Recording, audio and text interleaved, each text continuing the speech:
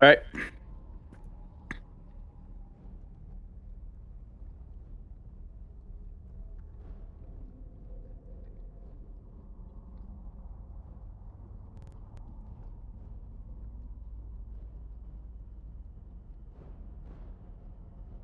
All right. So welcome to M&A&D&D episode 86, The Wild Hunt.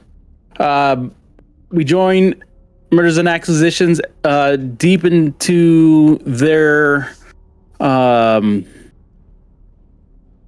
into the Feywild. They find themselves caught up in a maze, literally hedge maze that's ruled over by a familiar friend to one of our companions, Val, who had spent some time here, although she's little like he remembers.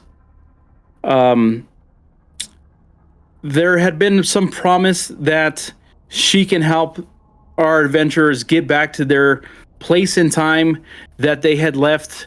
Because in the other plane of existence, the Sword Coast, their home, it's under attack. It's under siege by the dragon cultists who are up to no good in their campaign to kind of conquer and take over the lands.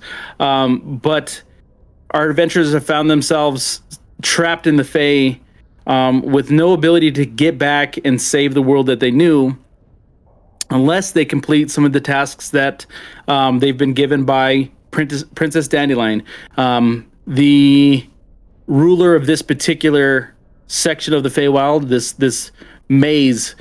It seems almost like she's been imprisoned here to some extent. You guys have learned it's been her place of ruling in a bit of a cage as well, and that may or may not explain why she seems so different to Val. But you guys have found that it's the quest she's sending you on have not been so abhorrent that you're not willing to cooperate. You had been tasked with finding her glass slippers in the previous episode, and then had chased those down and presented them back to her. You're going to be headed. Correct me if I'm wrong. We're headed to sleep, or we're waking for this next section. But essentially, we're going to be tasked. We're going to head back to the castle of the Princess Dandelion to be tasked with today's next part of the quest.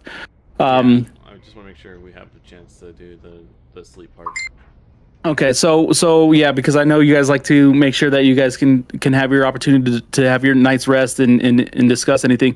We're gonna go ahead and pick it up from there.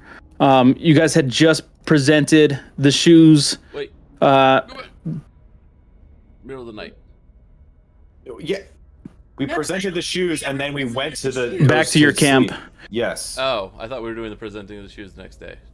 No. We presented the shoes. She said we're gonna have a new task in the morning, which is a hunt. So we're in between. And then DW, you have up not Roll20, but actually D&D Beyond. Oh, you're right. Switch which one that is. Okay, so since we're there, I'm going to go ahead and take us to a different map. Thank you. They're both D&D. I'm just like looking at both of them. Sorry. We find ourselves, outside, like 150 yards outside of the castle, where you kind of been given this opportunity to camp out under the stars. You've now, because of the previous night, you have understood that there's guards. You're in this kind of beautiful garden. It looks more like the wilderness you had passed through to get here, as they've let the undergrowth and the natural vegetation kind of like prosper here, as opposed to the very manicured hedges and streets that you've encompassed, or like you see that encompass this particular section of the Feywild.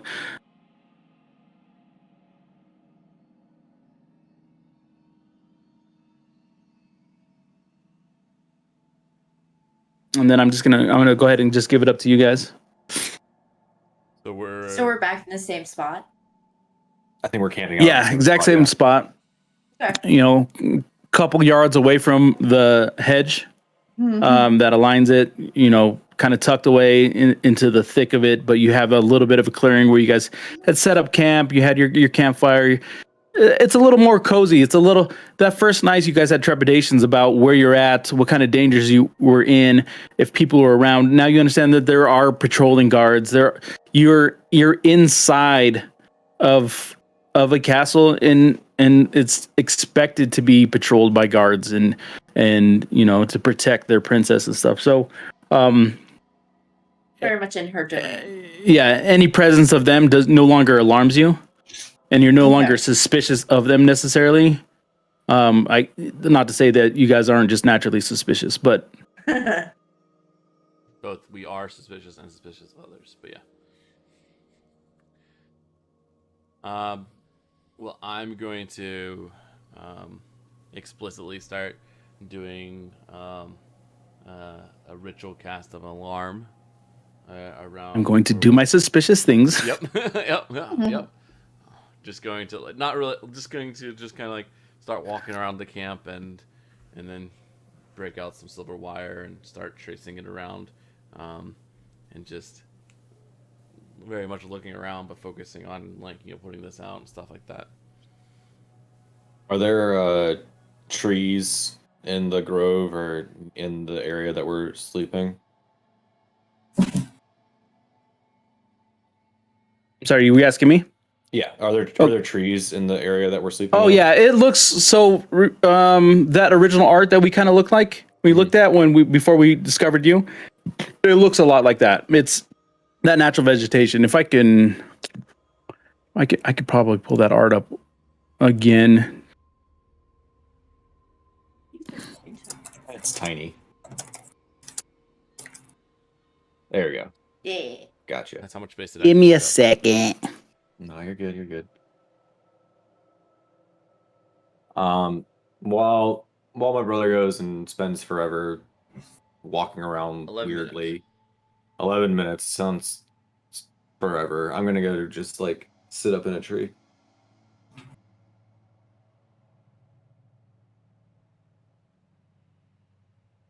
So sit up and hang out in a tree. I guess Astrid will go over to the bottom of the tree. Hey, what's up? Is Dandelion a friend of yours? Been Yeah. meaning to ask, but we've been a little busy. Yeah, she is she's a very forceful personality from time to time and very keen on what she wants, but yeah, as she mentioned, we had traveled together for a time way back when. Um I would consider her a friend. She was one of the few that I was able to consider a friend for a time, um, especially in a time when I wasn't quite in control of everything that I was doing. So I took solace in having at least one person that I could consider a friend. But the dandelion that we saw yesterday and today is not quite the one that I remember, and I know it's been some time since I've been back in the Fae, but she does not seem as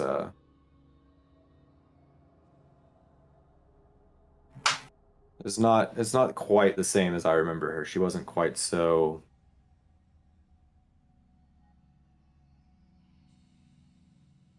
I think that's a good way to describe it.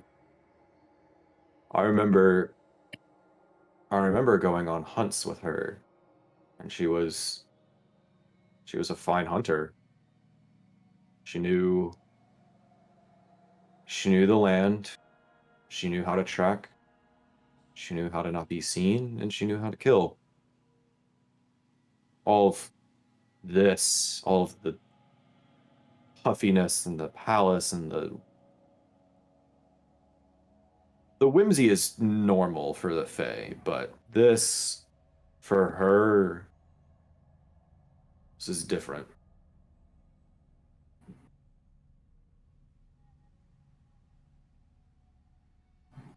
If I remember correctly, you said you knew somebody in the Fae at one point, right? A long time ago. I knew of someone, but it's long gone at this point. Time is a weird and fickle thing here. Agreed. Was she over this domain when you knew her? Correct me if I'm wrong, DM. She was still at least starting out as being in charge of this domain when I knew her back in the day. Yes.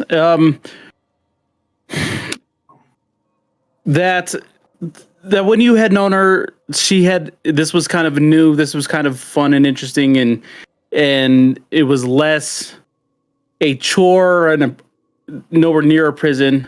It was kind of like this new no honor for her. Mm-hmm. Okay. Um.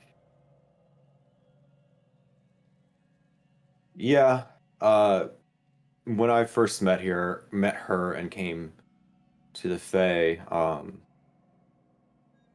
I think I've mentioned it before, but part of my reasoning for being here, part of the time, that all the time that I was here before, um, was during the time that I was within the grasp of the order and did not really have much of my own will at the time. And due to that, along with the magics of the Fae, as you know about them, um, time and memory don't always work well in the Fae or when you exit the Fae. Um, I remember Dandelion. I don't remember explicitly why I was here or what I did during my time here. I just know that I spent quite a many years here before. Um, and during that entire time, she had been ruling over this domain, but the last time that I was here, it didn't seem quite as harsh. The um, the denizens didn't seem quite as uh, off put by her rule before. And now it seems things might have changed. And she said we were going out hunting tomorrow. Yes, Have you done that before? we have hunted various things from time to time. Um, but based on what she says, my assumption is because she wants to get something for the banquet as we are her guests. I'm going to assume we're probably going to hunt game, some kind of game. Is that always what you did? No, unfortunately, it was not always what I did. Um, Again, there were times when the Order used me more of as a tool than anything else, and game was not always the thing that I hunted. Was Dandelion ever involved? DM, do I know if Dandelion was ever involved in any of that? So the instances in which you had conducted the hunts, yeah, you guys, it was like kind of her what do they call it, entourage and Yeah, our stuff. hunting party and stuff. it was very whimsical. You guys had these experiences in which um you kind of like took advantage of the Fae, like in all the cool aspects of it. Um it was like it was probably for you some of the more entertaining hunting that you've ever experienced as you guys were like whipping through here at top speeds. You know, there was moments in like you guys were like lifted into the air and flying and doing just kind of extraordinary acts as you chase these kind of wild beasts and things throughout this place. So for you, this experience always had been like these kind of fond memories you had, and fond memories of Princess Dandelion. These kind of great moments in your past. Gotcha. N- no, Dandelion wasn't a part of these other hunts. The hunts that I went on with Dandelion were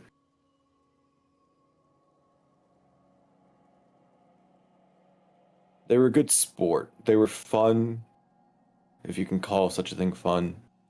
Um, it was interesting to learn how how the Fae is a living entity and how it has its own whimsy to it, and learning how to use that whimsy to your advantage on a hunt. But no, all I remember of Dandelion was just more of an innocence to it. There was an innocence to it that I remember. Hmm. Okay.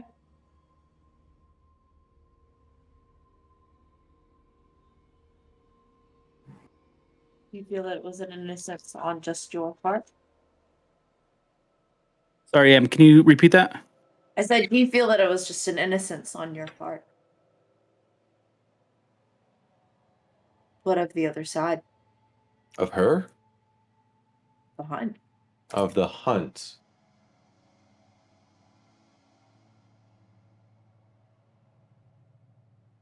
No more so than any other hunt that I did on the material plane for game. I didn't hunt out of greed or sport, I hunted for necessity. I mean, you don't like looking at the palace and gesturing towards the grandeur that it is. It's not like you have need or want for much when you live here, but this isn't my home or anything. And I hunted for what I needed and I used what I hunted. It took no more than what I needed. Made sure not to disrupt the natural, call it natural, order of things in the Fae.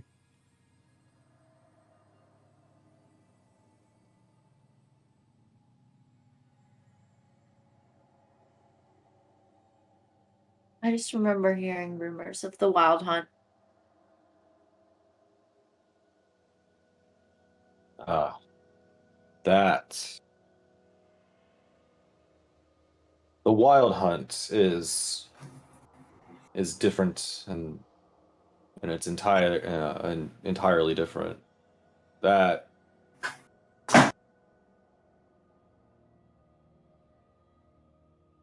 if you can consider hunting game a necessity and innocent, then consider the Wild Hunt vicious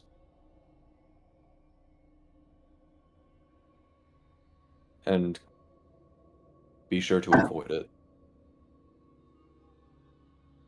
Is that what Dandelion intends to do tomorrow?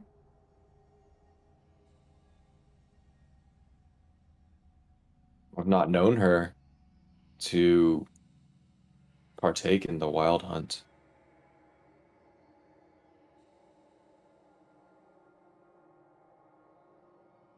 Not that I know of. Again, she said she wanted something for her banquet. Guess we'll see. Only time will tell in the morning.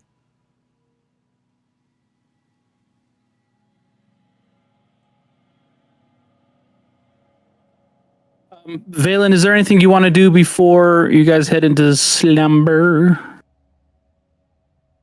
Not for like resting, not for this camp. I guess like while everybody's wandering off, I would be just resting around the campfire.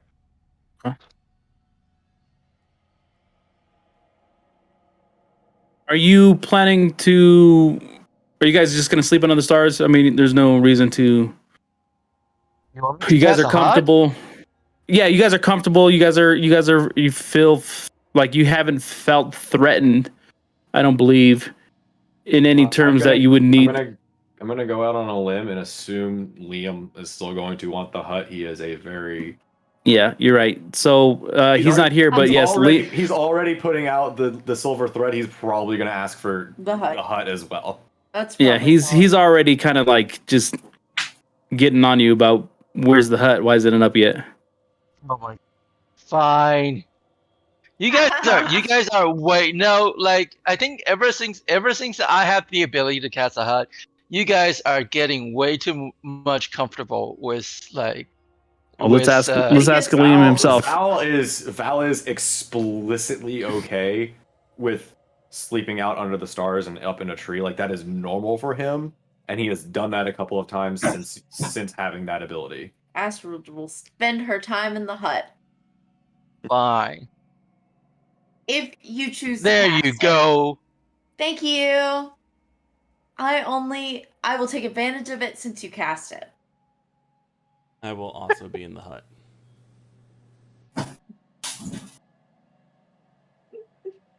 Sometimes I feel like you guys are spoiled rotten. You only like me for my hut. Valen, we like using you for your abilities and nothing else. Ed is losing it. I mean, I'd be making commentary if I was actually not part of this, so it's harder to keep quiet. Just put your commentary in the Twitch chat. It's fine. It's more immersive this way. Mm. Yeah.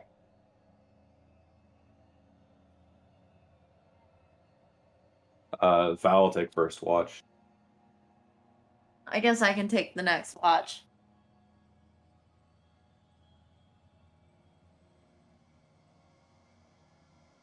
Val's gonna spend some time sitting up in the tree and just like stroking the newfound facial hair and be like, this is weird, but I don't hate it.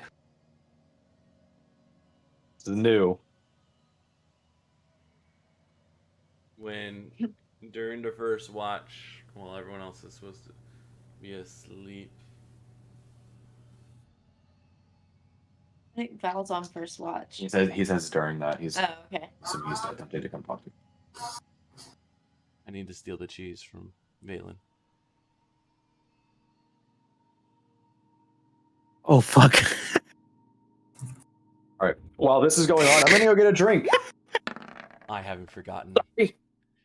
I had forgotten. It's in my notes. The cheese? I'm not sharing the cheese with you right now. You're not sharing anything. No, you're not. He's fuck. So this is against his passive perception. So roll your passive perception. You don't roll a passive perception. Wait, you're stealing my cheese? Wait. Yeah. Sleight of hand against his passive perception. Yeah, he needs to roll his passive percentage. It's just a stat. It's on his. Oh, it's just what is it? Sorry. Yeah. I see what you're saying. My bad. Wait, what is my Your passive perception is listed on your character sheet. Where did I look on the? Oh, Let me- God damn it! It was 13. Wait, you're fucking stealing my cheese? Are you serious? You can't even be mad right now. Liam! Wow. That cheese was good, man. Passive perception is under your saving throws. Just by the way. No, yeah, I saw it. It's 13. So he got it. Okay, good. You got your cheese. How do you grab his cheese, by the way? I've just been pretending to be like I'm kind of like in my meditation state, but I can't stop thinking about it. It's been long enough. We're all in the hut except for the one on the watch. Kind of wake up, Wow. look around. I assume Valen's I'm getting next to me. alcohol to survive this. Give him one of these. Just lift up Valen's, little sleeping bag sack. Just reach on in. Lift up his sack and then grab some of his pants cheese. Well, one hand, Gotcha. one hand holds it up, and then one hand reaches right in where the cheese is. Pulls it on out. I eat all of it. It's just gorge. It wasn't a lot because like he only got another sliver or whatever. Right.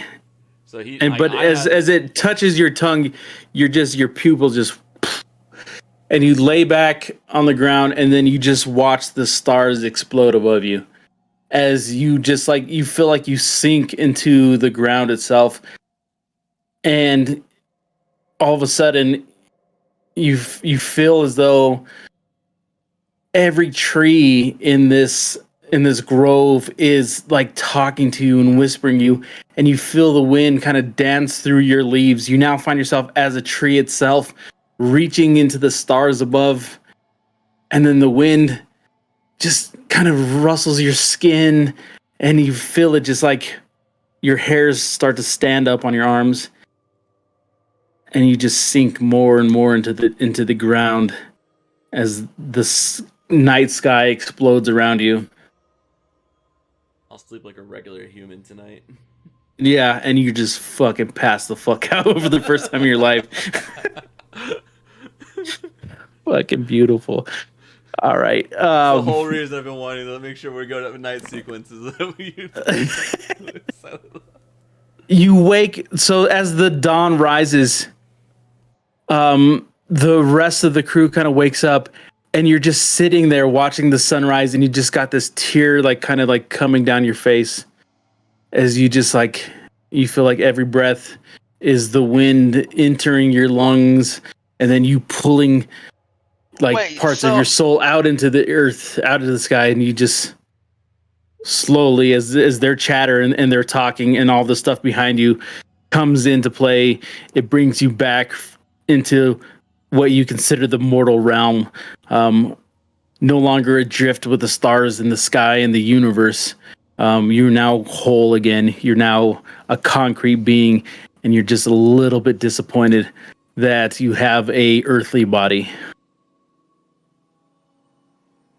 So he got the cheese from the bag, right? So there's no way for me to even detect that my belonging is gone because everything is in the bag. You're not gonna know it's gone until you're like, hey, I want some of that cheese.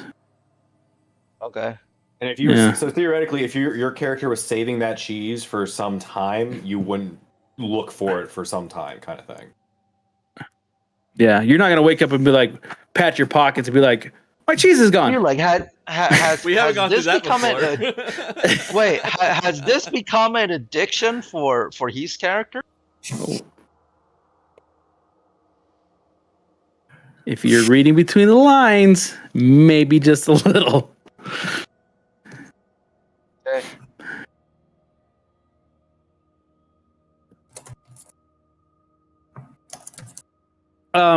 As you guys kind of like prepare yourself for the next day, you're greeted by the familiar princess's guard as they march up to your encampment and inform you it's time to see Princess Dandelion.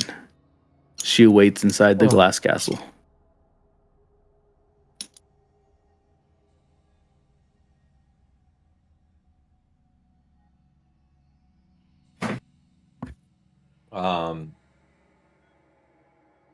Val probably would have just slept out in the tree for the night. He'll come down in the morning and pack his gear, make sure he has everything that he needs. See everybody else start getting up and get ready to go. Yeah. So let's deliver those slipper. Well, they already got delivered. You guys are now just getting ready to know more about this next part.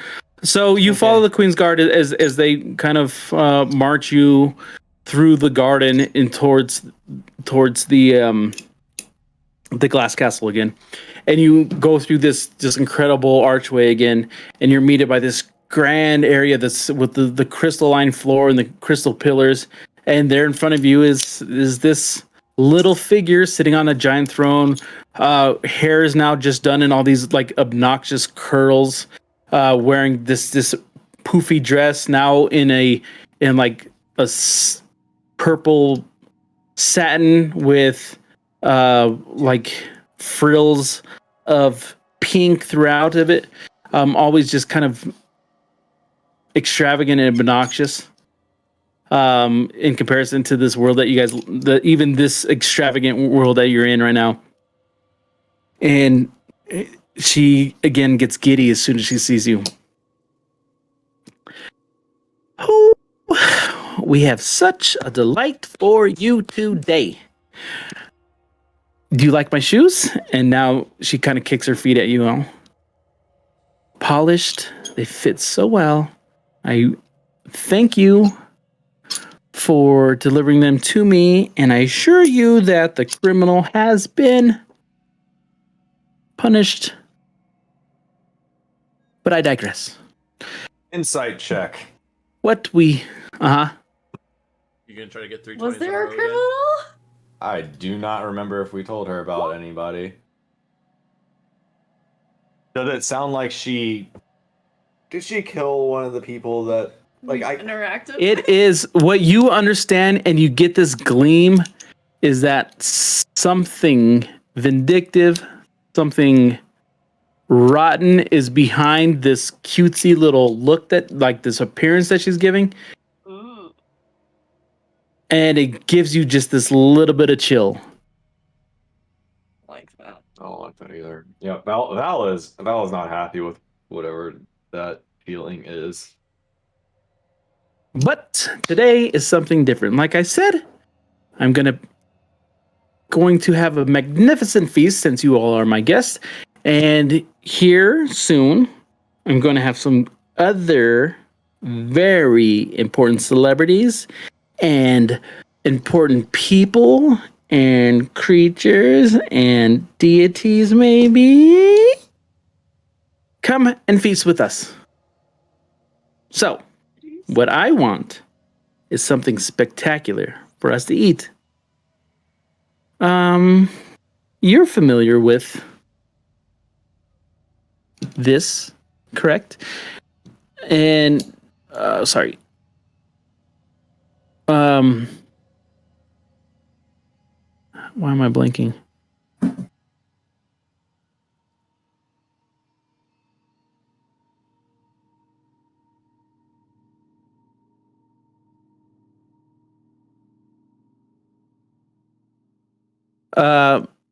Sorry, no, okay.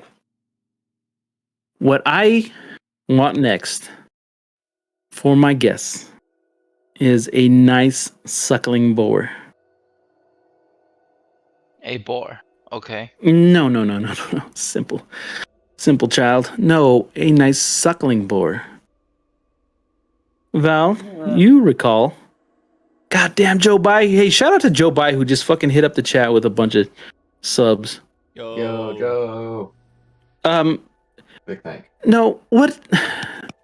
Val, you're familiar with the suckling boar. I remember, drank some wine and ate of its flesh. Yes, if I do recall, they have been one of your favorite game to hunt. You're so modest sometimes. Look, the suckling boar is a delicacy. It is how you guys would consider it. It is a already cooked boar running wild it's the flesh melts in your mouth. It tastes like honey and wine. It tastes like just the most delicate bacon you've ever tasted. It's also very difficult to hunt. If you bear with me for just a second, and you guys start to feel that rumbling, I need everybody to make acrobatics check with advantage.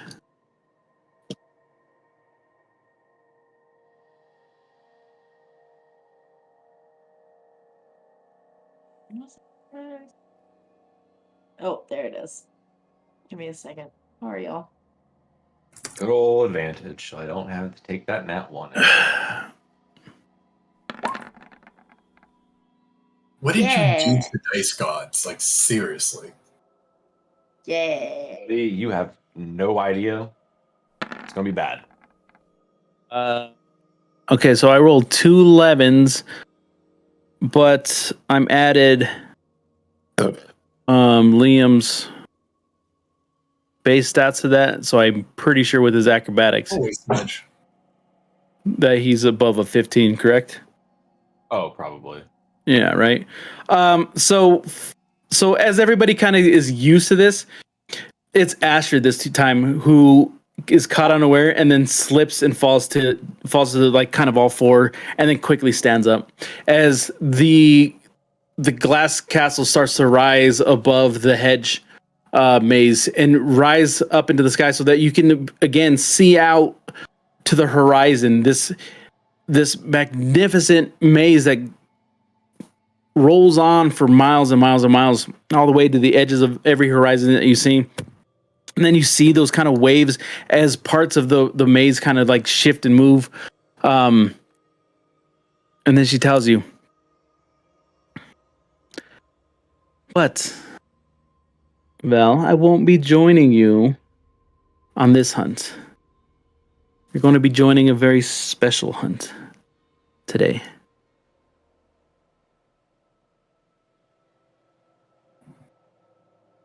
And then the clouds kind of start to roll in, and you see this bolt of lightning streak across the sky, and all of a sudden, the entire city, this hedge maze city that she's rules over, darkens, and you see that waves of the hedge maze that kind of turn. You just see this dark cloud that kind of follows it, and you see lightning kind of sparking and arcing all over as it kind of follows pathways. And she leans forward and says, I've arranged for you all to join a very, very special hunt. You'll be joining the wild hunt tonight. I hope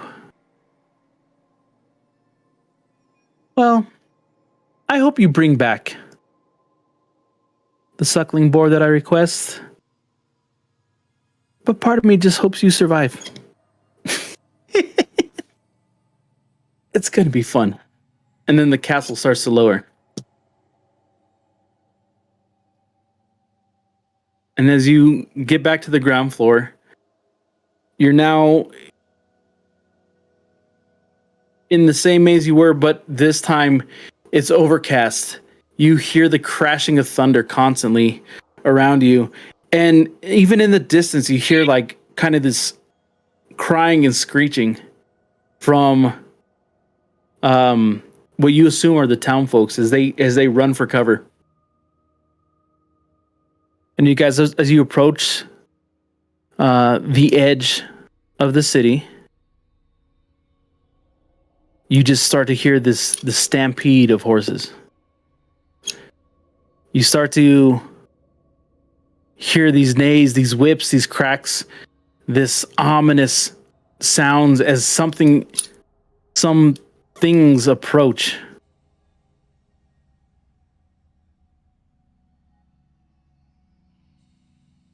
Oh shit! And out of Oh no. the hedge maze, it seems as though the hedge has kind of cleared its ways. You just see the stampeding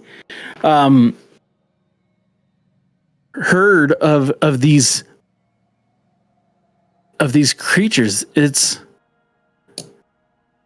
immediately tossed upon you. This world that was so like kind of lively and glorious is now death is raining upon you as it charges forward.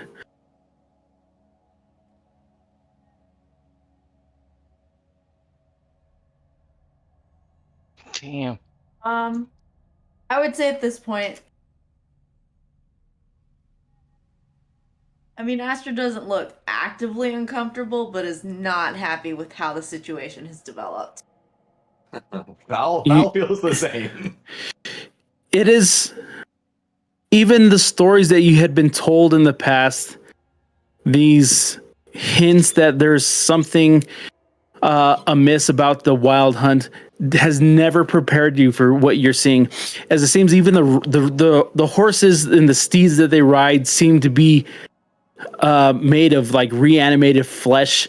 They all seem to be wearing these masks made of animal skins and broken from bones and crafted from maybe even the animals that they've hunted, the beasts that they've hunted. And part of you doesn't even want to think that maybe even the creatures and the people that they've hunted. And they all come circling around you. These horses start whipping around you, and they encircle you. And you notice, in particular, these three steeds at the front. These three particular huntsmen, as they dismount, you see that behind two of their steeds were dragged with these chains attached to these like bound around these, which you can only assume are people. They had been dragged through the streets behind them. You see one of them behind the horse, this deadly steed. You see this gigantic frame of one of them. Seems almost gigantic in size. The other seems like a human who had been dragged and is just like this bloody mess. You just see like, you assume it's a body, you assume it was a person at one point, but it's just caked in this blood and gristle and dirt. And as they dismount and they come towards you, you see that one bigger body that had been dragged behind it just kind of turn to its side and like cough up blood and dirt.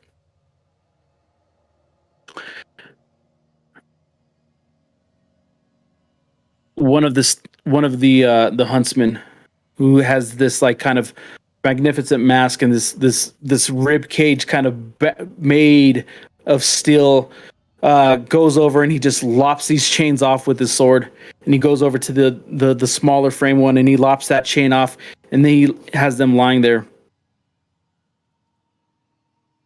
The one figure lies motionless, and then the other one starts to very slowly kind of like roll out of the chain.